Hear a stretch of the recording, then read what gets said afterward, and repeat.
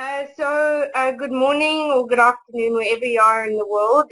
Talent Finders would like to welcome Executive Director of SportsCon, Lorna Rose. Welcome, Laura. Hello, thank you. Thank you for having me. Lorna, congratulations on all your achievements, firstly.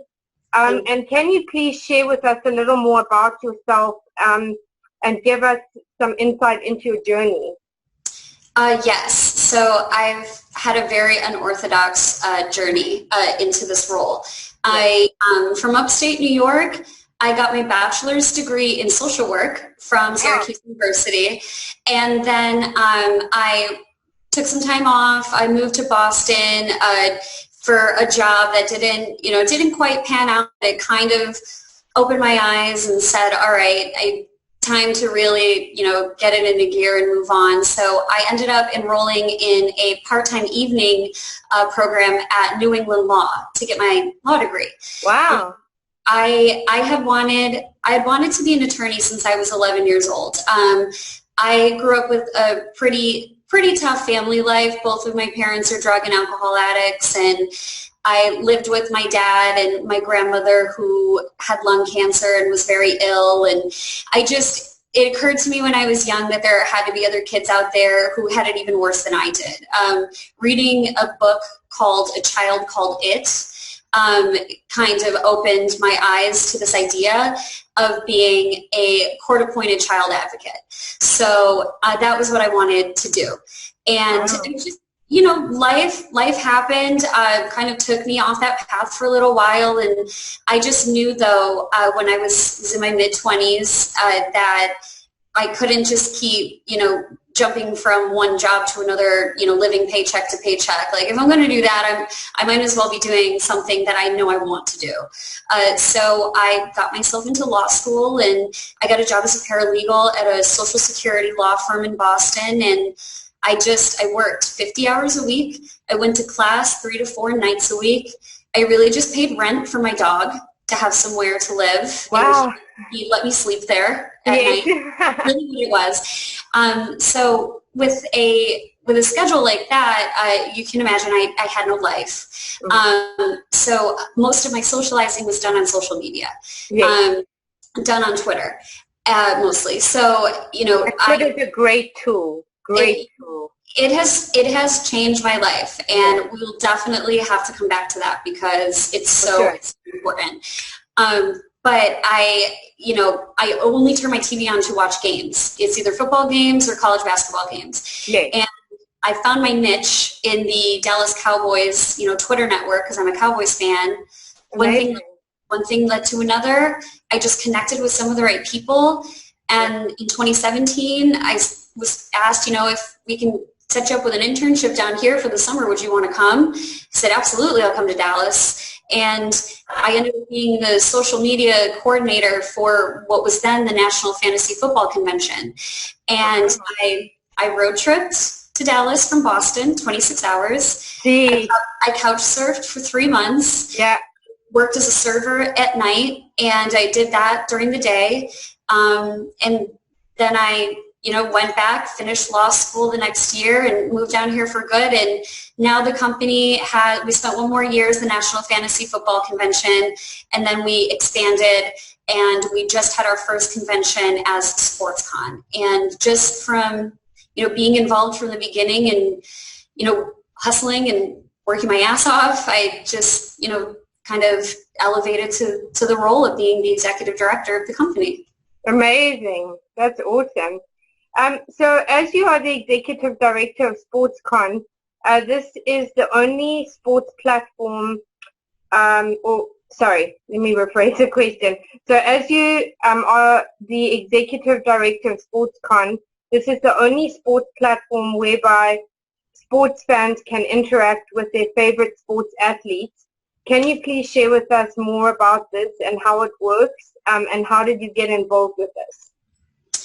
Yes. So do you know what Comic-Con is? No, so if you could just...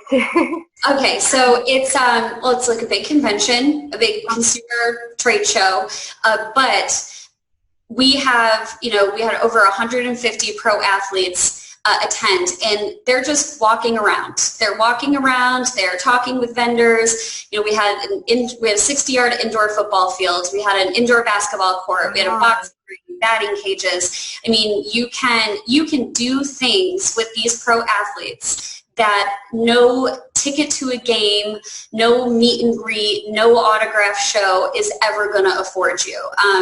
You play football with these players. You can catch a football from Johnny Manziel or Vince Young. They're a couple of, you know, Texas quarterback legends. Yes.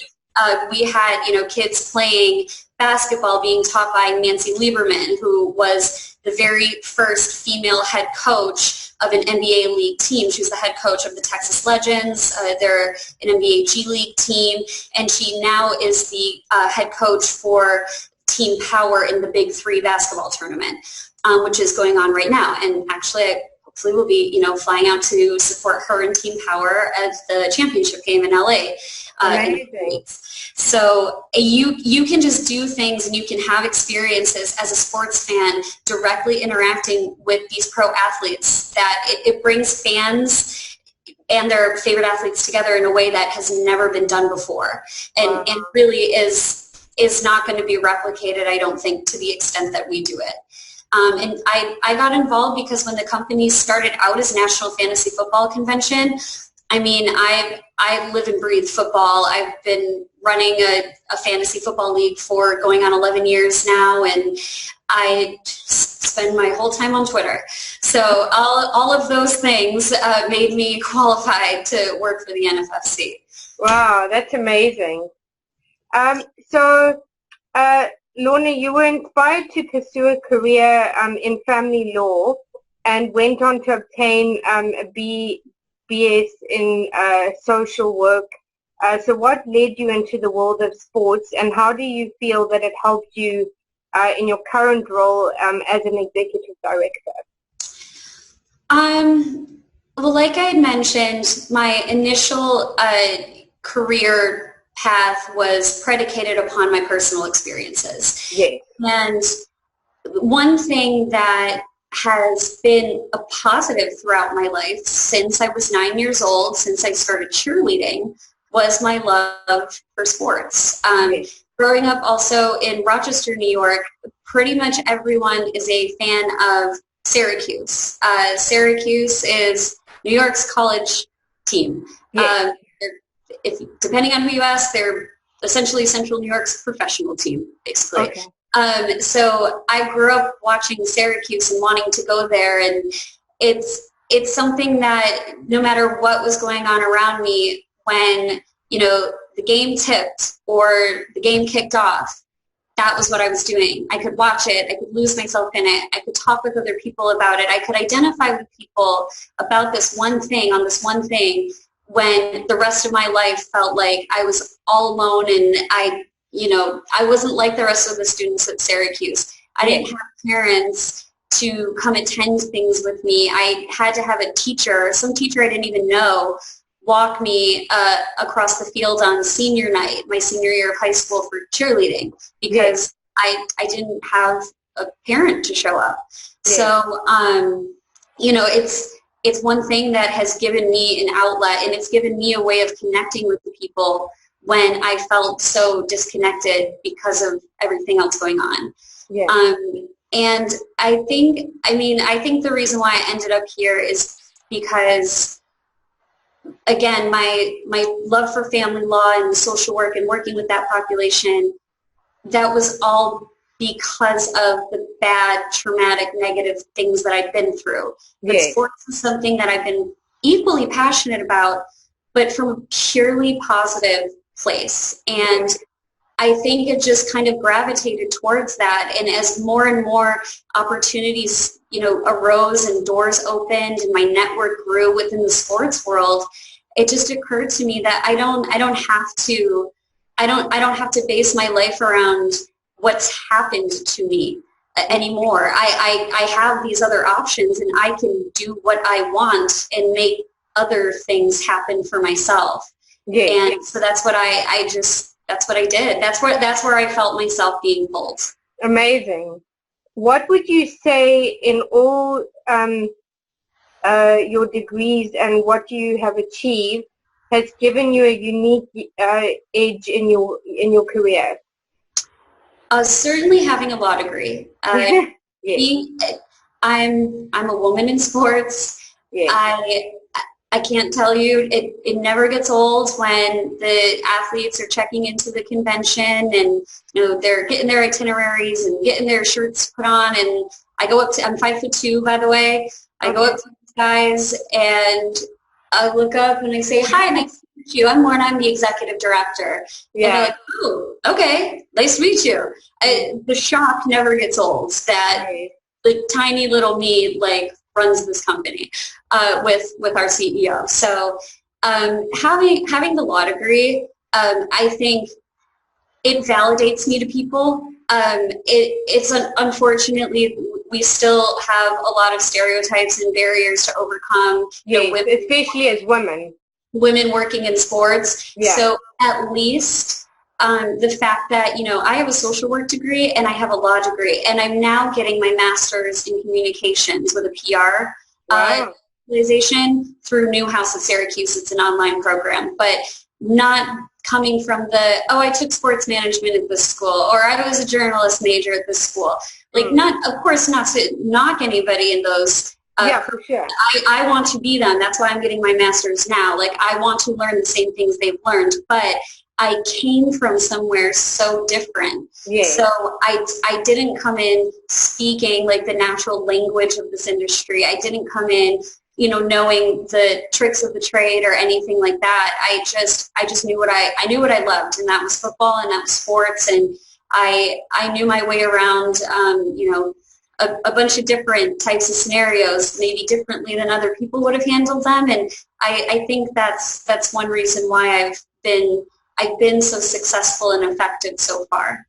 The subject of leadership seems to be a big point of discussion in our current economic and political and every other environment. What would you say good leadership is, and how do you as an executive director lead your team, and what would you say is different about your leadership style, and what separates you from others? I think good leadership is rooted in being inspirational. Yeah. I think that you need to inspire the people around you. Whether it's you set some example that inspires them to want to make more money, or you set some example or you say something that inspires them to want to stay an extra hour longer when there's still work to be done, instead of getting up and leaving when they can. Yeah. Or even just when you're leading people, it's because they trust you. They trust you to take them where it is they need to go or want to go or should go. Yeah. And I hope that I've done that. This was the first year that we've had a legitimate internship program, and oh wow, I made it. Yeah. I sat in this chair in this office sometimes until 4 o'clock in the morning, and was back here by 10 a.m. the next day, interviewing. I had over 100 internship applicants for, this convention this year, and I only had about 2.5 months to train them. And I ended up with 10 interns from all over the country. And, that was a huge learning curve for me. And I had only known up until this point how to do everything myself. Yeah. I'd only known, I've done everything. And does it stress me out? Does it make me lose 10 pounds every year by the time the convention's over? Yes. Live off of coffee? Absolutely. But I now had to not only give up my, control of all of these things, but I had to teach other people how to do them. Yeah. And I had to learn how to teach different people with different educational backgrounds, different experiences, different learning styles, different personality types. That was such a learning curve for me. So, I only hope that I was able to lead them in the way that each of them individually wanted to be led. Yeah. And one way that I tried to do that was during the interview process, when I was interviewing the applicants, I asked them the question, not what do you see yourself doing with SportsCon, because the answer is the same, whatever is asked of me. Yes. What would you like to be able to put on your resume after this internship is over? Like, I want to know, and I asked that question for a couple of reasons. One is because I want to know who has really looked at this opportunity and pictured themselves in this role.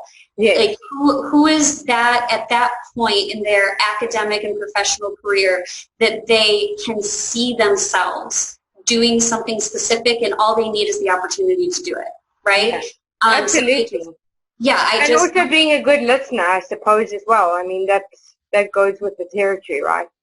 Right. And then yes, that too. And then the other point is because there are so many tedious interny things that need to get done and that are going to get done, whether it's by them or by me or our CEO. Like, we sat up with the CEO some nights until 3 o'clock in the morning doing some of the most mindless, like, mind-numbing, tedious things that just needed to be done. It was interns, it was executives, it was the owner of the company, it was all of us. Like, we rope in, our friends, our boyfriends, our girlfriends, like, everyone who was willing to help, all hands on deck. Like, that's just what we needed to do. And I wanted to know, outside of those things that the interns were going to get stuck with no matter what, what do you want to get out of this? Because I'm running this program. I can craft whatever experience you want to have. Now, I can't promise you everything, but I can't let you walk away from this thinking, God, I wish I'd been able to do such and such. I at least have to ask, what is that? What does that look like? So I can try to make that happen for you. And, some things I was able to deliver on, other things I wasn't able to make happen for the interns this year that I would have liked to, but, every single one of them, except for one, has indicated that they want to come back, and that's only because she got a full-time job. Wow, so amazing. I like to think that I did something at least marginally right. Yes. We'll keep building on it. We'll keep building on it for next year. Yeah. When the rebrand of SportsCon happened, what was the reason behind the rebrand, and how challenging was this? Or was this an easy transition? So the reason behind the rebrand was, there were a few.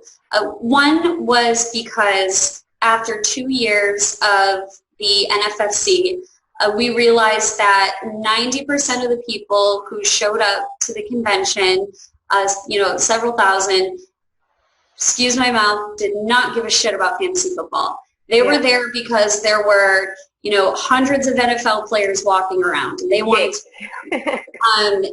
And we had the world's foremost fantasy experts. We had Matthew Berry, we had Liz Loza, Field Yates, Tanya Bell, Brad Evans. We had everyone giving fantasy advice at our event live in person that you have to pay to subscribe to get for your edge in your fantasy league every year. And a lot of people just didn't care because they just wanted, to hang out with the NFL players. But that's okay. That's what we wanted. That's part of the experience that we wanted to create for fans. So, that happened. We realized, this continued emphasis on fantasy football, it just might not be the most sensible and practical for us to do.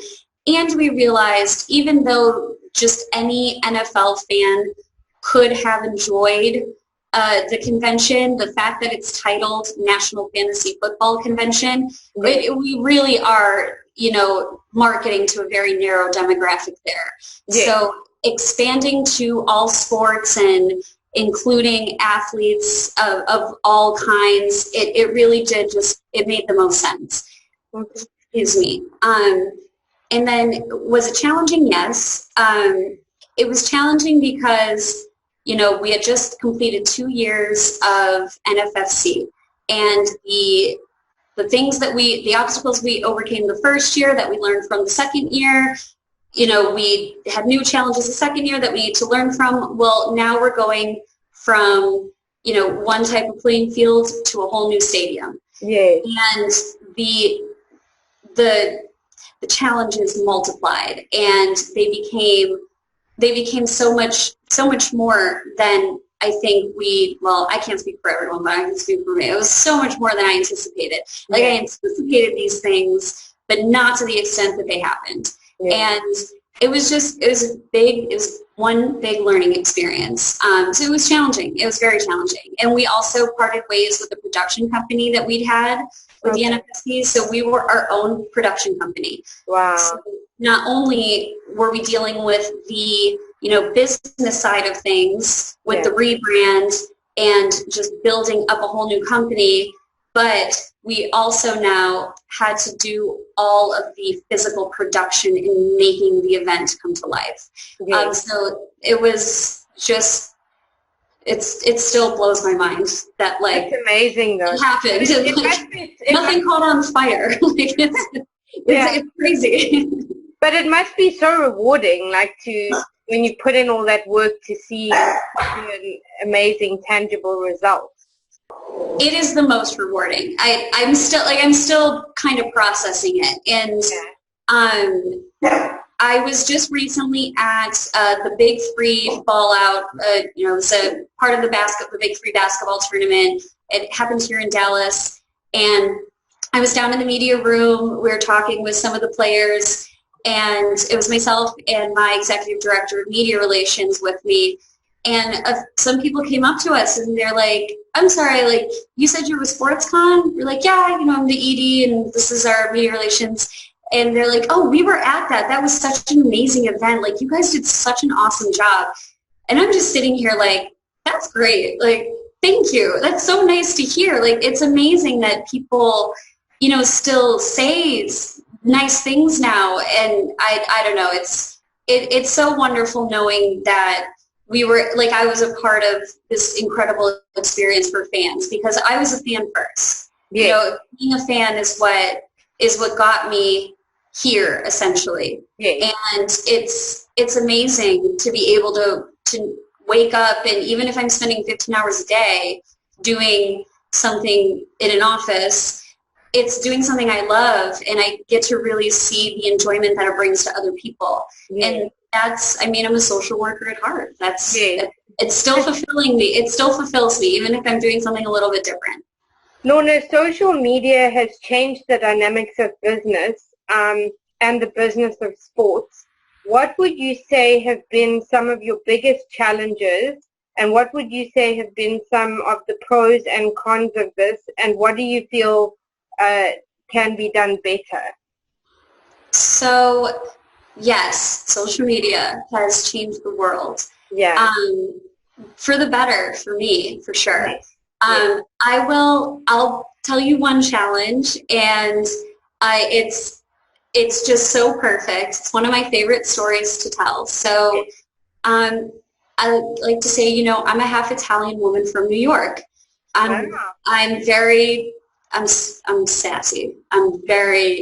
I've got a lot of personality. That's why my nickname is Mighty. But I'm very opinionated. I'm very outspoken. And for a long time, I've had people here and there make comments about how I'm so out there and so extra on social media and blah, blah, blah, whatever. So when Snapchat came out, when I had first really started using it at the end of 2016, middle of 2016, whatever, I would put up these, lip syncing, a 10-second video of me syncing. Put that up there. And a friend of mine tweeted one day, he didn't mention me, but he said, this is so, it's so annoying when girls snap themselves lip syncing. So I screenshotted it and I texted it to him, and I was like, you can always unfollow me. And he laughed it off. He's like, oh, I wasn't talking about you, blah, blah, blah. I'm like, okay. And so I did it again like the next day just on purpose. Yeah, to see what the reaction would be, right? He was no longer following me on Snapchat. Wow. I'm like, okay. So just to be annoying, purely for annoying, I was saving the videos and then tweeting them also. And then, you know, after a couple of days of that, same friend tweeted, like, you're cool and all, but I have to unfollow you when your videos get too annoying. And sure enough, he was no longer following me. So I was just like, whatever. So then I just stopped doing it. Like, it was just funny. I was being petty and immature.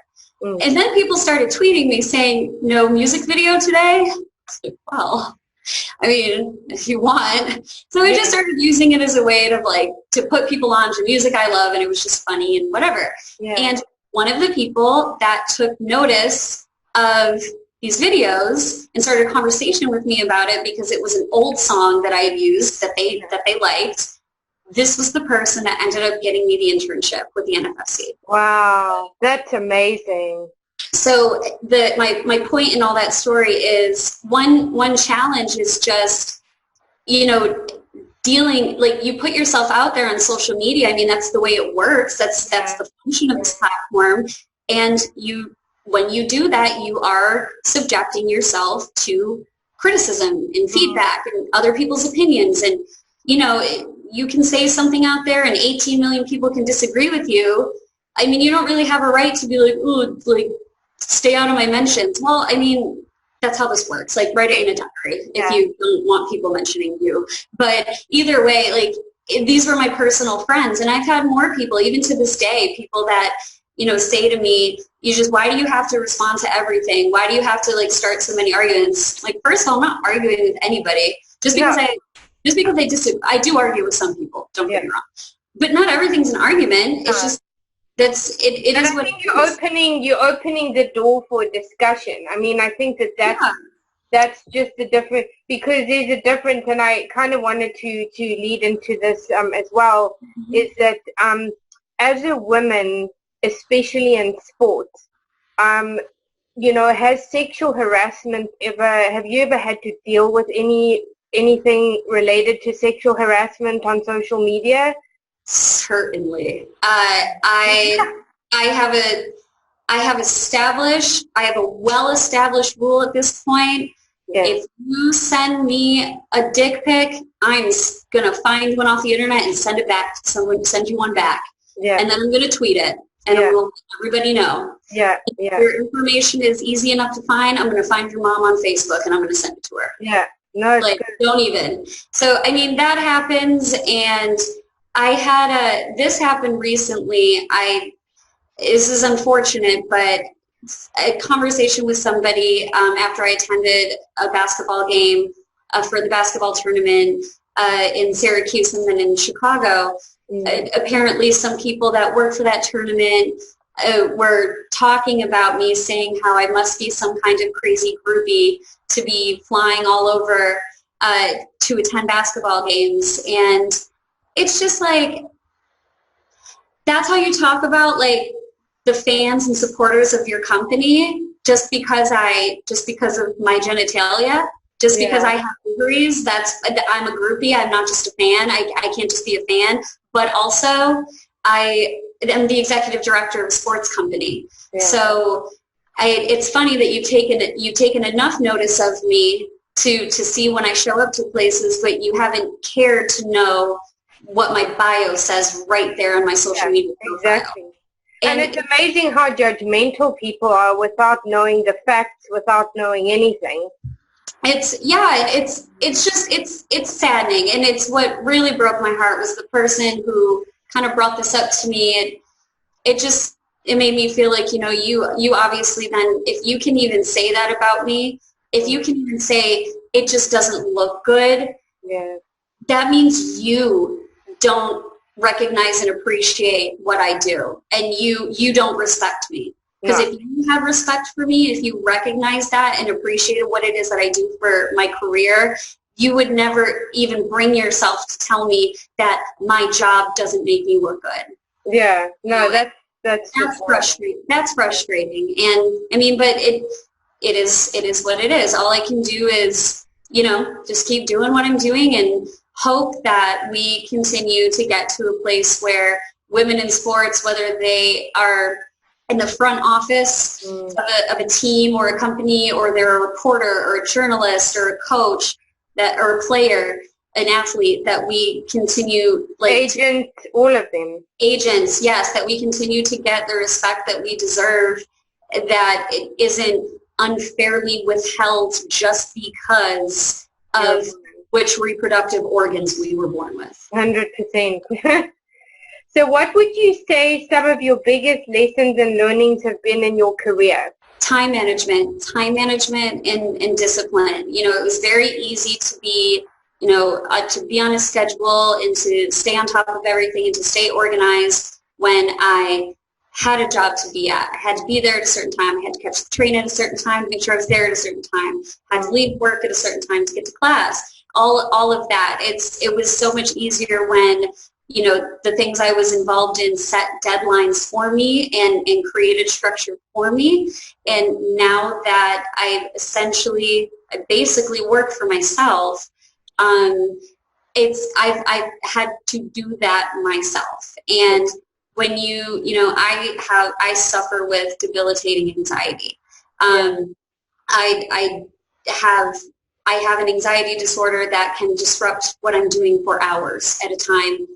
If I'm triggered and if I can't get it under control, which it happens, it flares up a lot more right around the time of the convention because it's just natural stress rises. So having to learn how to cope with those things and teach myself healthy coping mechanisms and, keep myself on a schedule and stay organized and prioritize well, that's been one of my biggest, challenges, but learning opportunities. And then patience. Yeah. That's the hardest. I'm from New York. I don't have time to be patient. Yeah. There are things that when I need to get them done, I want to get them done my way. I want to get them done at a certain time. But what's best isn't necessarily what's preferable to me. Yeah. And I just having to learn, I really don't know everything. Yeah. I know many things, but I don't know everything. Yeah. And you're constantly growing and expanding yourself as well. Yes. Yeah. So I'd say those are probably like the biggest learning opportunities that I've had since stepping into this role. Amazing. So what would you say some of your greatest career highlights have been? So one of my favorite memories, experiences, I wasn't yet working with the NFFC, but I was at the NFL Scouting Combine in 2017, and I was basically there as like a media intern with the Dallas Cowboys media team.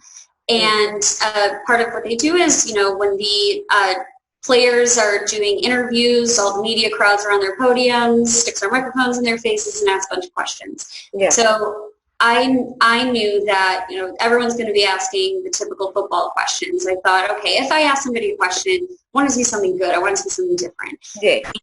And James Conner, that was the year James Conner was at the Combine. And James Conner was a running back for the University of Pittsburgh. He had an incredible story. He was diagnosed with Hodgkin's lymphoma and missed an entire season to, undergo chemo and get treated for that. And he ended up, coming back and having an incredible senior year and, entering the NFL draft. And so I asked him, I said, do you feel that you have a strength and a tenacity that nobody else in this draft class can understand, given everything that you've been through?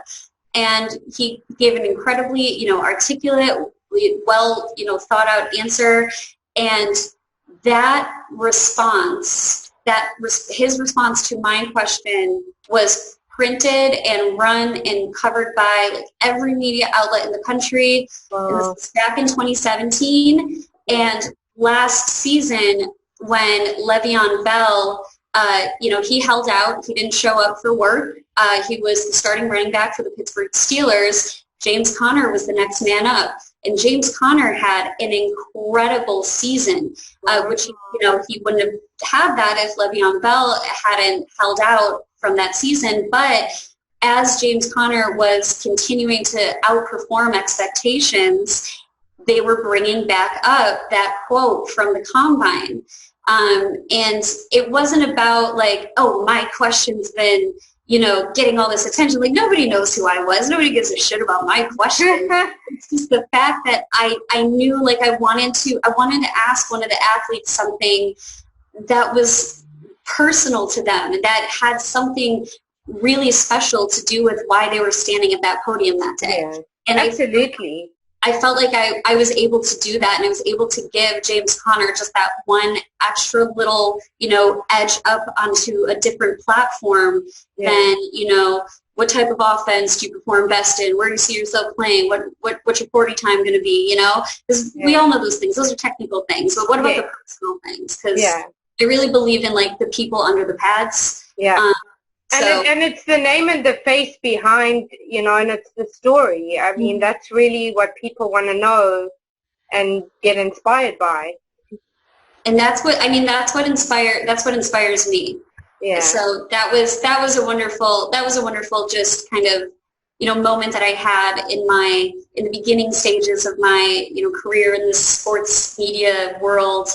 But since being with SportsCon, I think just being able to create, like, these experiences for people, watching these kids' faces light up when Ezekiel Elliott, tosses them a football, or Emmitt Smith shows up and walks by and shakes everybody's hands, and this is I'm very Dallas-centric, Cowboy-centric, but these people live their entire lives living and breathing the religion of football.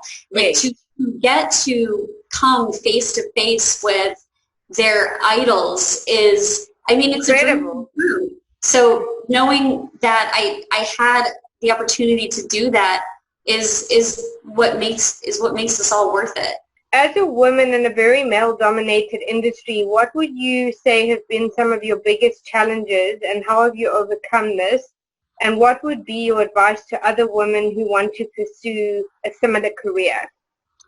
Well, like some of the stuff we talked about earlier, just being subject to those typical stereotypes, and I wouldn't even call those my biggest challenges, because that just seems to be a standard challenge now. Yeah, it's not. Yeah, it's really not anything I take too personal. Give or take in that one situation. I would say other, like, actual big challenges are just, like, I think being taken seriously automatically. Like, I don't feel like I shouldn't have to qualify my role or my position with, yes, I have a doctorate degree, like, I went to law school, yes, I graduated from Syracuse University. I feel like I need to have those credentials. Maybe that's just a me thing. But it would be nice if, one day we reach a point where women can just introduce themselves and it's just as commonplace as a man. And I think another big challenge, and this is where I'll get into the advice I would give other women, is, it's surprisingly difficult to date when you work in this industry. Oh, I'm sure. Men do not like the fact that I work around pro athletes at all. And they start out thinking, oh, that's so cool, until it's August, and from now until February, I'm unavailable Thursday night, Friday night, Saturday, Sunday, and Monday night because football is on. Yes. And you knew this about me when we met, and it was cool when we met, but now all of a sudden it's a problem for you. Yeah. But I told you, this is my priority, this is what I do. Yeah. And just the kind of the insecurity about it. And, I don't have human children yet. I've got one of my babies right so here. Cute. My other baby is sleeping at my feet, and just like meeting people that are a lot more traditional, and just they kind of look down at you for so like, when are you going to settle down? Like, that's so amusing to me, because I think everybody has to do things in their time and when they're ready. Right. And it's like, what you're asking me is, when am I going to be ready to settle? Which is never. And I didn't, another silver lining of my family situation, growing up, I didn't have parents in my house to begin with, but I didn't have your traditional, nuclear family where the woman that I looked up to was a mom, a wife, a housekeeper. I did not have the example of what a woman should be as that. So it never became a fixation for me or for me. I have to get married eventually. Like, no, you don't. No. And no, I don't. I do not have to get married. I don't have to get married to anybody. I can be in a long-term relationship for the rest of my life, and I never have to marry them. Exactly. So exactly. It's just kind of having those non-traditional views about, what my role as a woman should be, and just the fact that I'm not at a place in my life where I want to be an incubator right now. And for some reason, other people are just so offended by that. And I don't know why, because it affects them none. No, exactly. But also, it's interesting how it's easy to make judgment on everybody else, but people never really look at themselves in the mirror and go, like, what am I actually doing wrong? Or, making their own, like they say, fix yourself before you try and fix other people. Right. Like, worry about your own situation. It's like, we're good over here. I'm good. Exactly. So this leads me to the last two questions. So what kind of legacy would you like to leave? And what are the 3 key pieces of advice you would give to other entrepreneurs? The legacy that I want to leave is I just want to be an example that you literally can do anything. I've been homeless. I've been in very dangerous situations. I've been very, very close to not seeing the next day throughout my life in various situations. So it's difficult, and I know this. It is so hard, especially when you're dealing with the mental anguish that comes with a set of really bad circumstances. It's very, very hard to see past what's immediately surrounding you. But if you can set your sights on the something, no matter how far off in the distance it is, just you can get there. It's possible. It's not easy. It's not easy. But it's possible, and that's the legacy I want to leave. I want to be an example of that, because that's literally what I'm doing. And so my advice to get there is be prepared to sacrifice. I was in a relationship for 4 years when I realized that I needed to end it, because he was not going to be coming in the same direction that my life was heading. And I just needed to be able to go without restraint. And, it was hard for me. He was my best friend, and, I still like wish we could still be friends to this day, but it's, it is what it is. I'm happy with the decision that I made, and I don't regret it for a minute. And I know that he's happier too. So, you have to be prepared for sacrifices. You can't, there's plenty of time to party, and there's plenty of time to spend money looking like you're living your life. Like, you will struggle. You will struggle doing this. Entrepreneurs, you will lose sleep. You will lose a lot of weight. There are a lot of, I hate to say it, there are a lot of unhealthy parts of this lifestyle. Unless you're extremely fortunate and you come into a huge sum of capital that allows you to get your company off the ground, you're gonna struggle. And so be prepared for it. Just be prepared, and be healthy in how you cope with it all. Try to be healthy and trust people. You've got to trust some people. It's hard to trust people when. And it's also who you align yourself with, right? Yeah, I mean, yes, you've got to trust you've got to trust the people around you and trust your gut that those are the right people.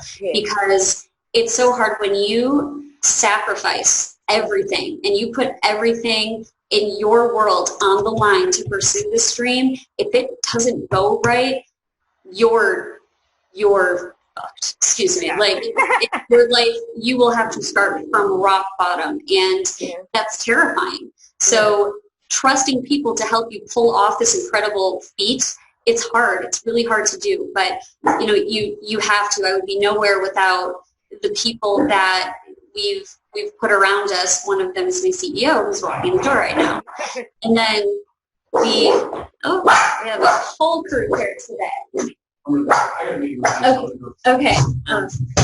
Sorry. Yeah, that's all right. Come in. And then the last piece of advice is you have to be proud of yourself every once in a while, because it's easy to be hard on yourself, and it's easy to think of all the things that you've done wrong and should have done differently, but you'll never appreciate how far you've come if you don't give yourself some credit every once in a while. So that's it. And now there's a bunch of people in my office. Perfect time. Well, thank you so much for your time, Lorna. Awesome. Thank you so much.